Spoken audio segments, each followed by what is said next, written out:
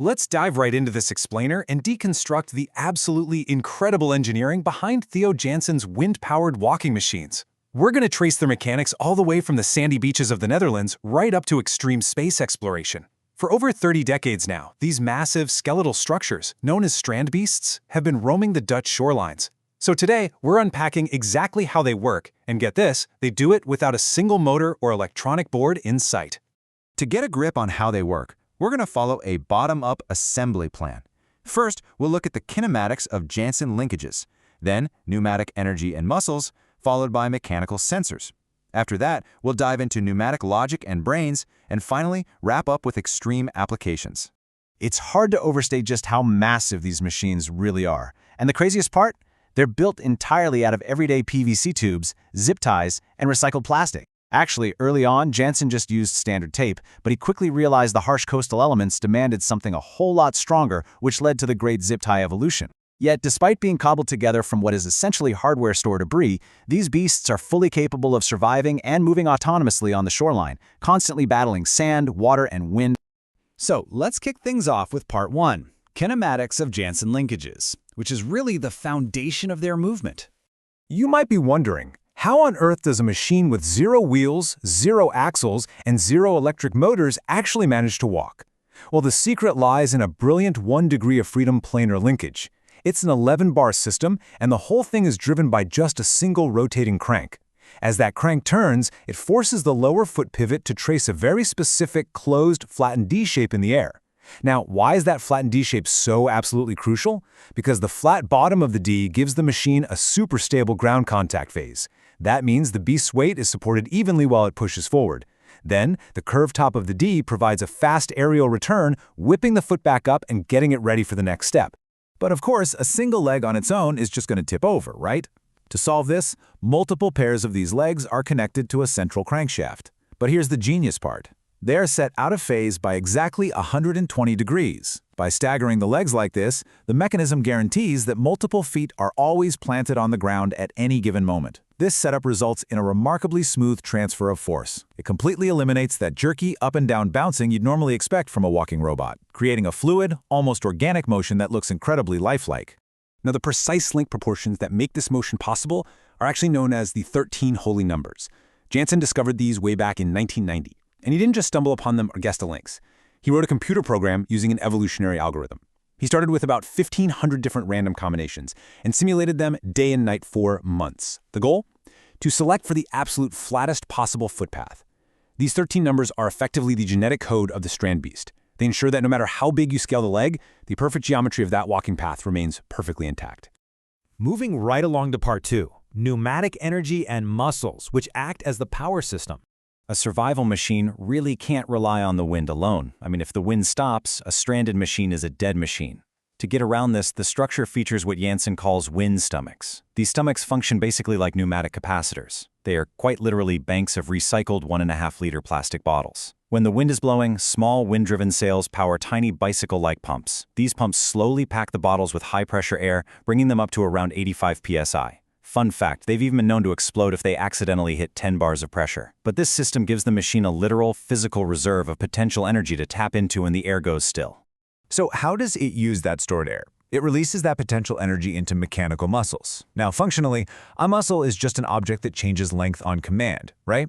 In the strandbeest, these muscles take the form of coaxial pushing pistons. It's incredibly simple, just one PVC tube sliding inside another, sealed tight with a little O-ring. When compressed air from those wind stomachs is allowed to rush into the tube, it forces the piston outward. This extends the bone and physically drives the entire linkage system forward, doing all of this without a single drop of electricity.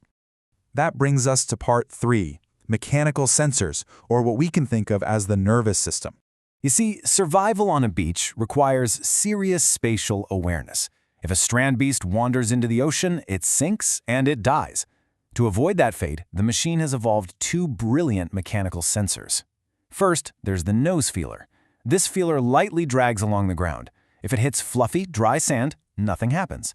But the moment it hits the hard, wet sand right near the tide line, the physical resistance literally forces one tube to collapse into another. Then, on the other hand, you have the water feeler. This is just a simple piece of dragged medical tubing that is constantly sucking in air.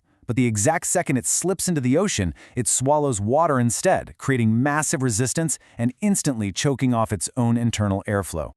But regardless of whether the machine hits the hard sand or the actual ocean water, both of those sensors kick off the exact same survival sequence.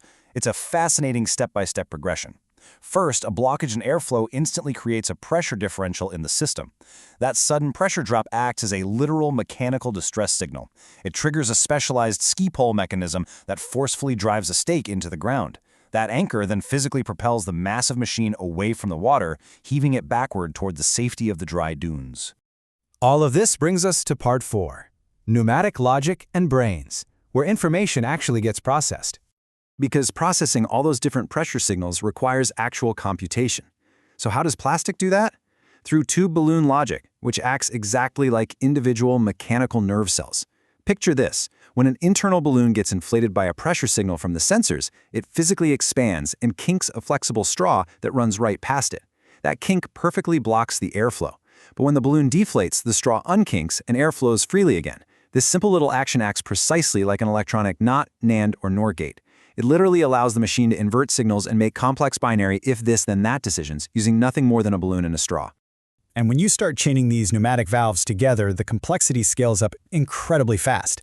The system can actually maintain a binary memory of its steps, creating a rudimentary pneumatic pedometer. So it is basically counting its paces, giving the machine a rough memory of its specific location on the beach. It tracks exactly where it is in that sweet spot between the soft dunes and the dangerous sea. It is, for all intents and purposes, a localized, completely air-powered consciousness.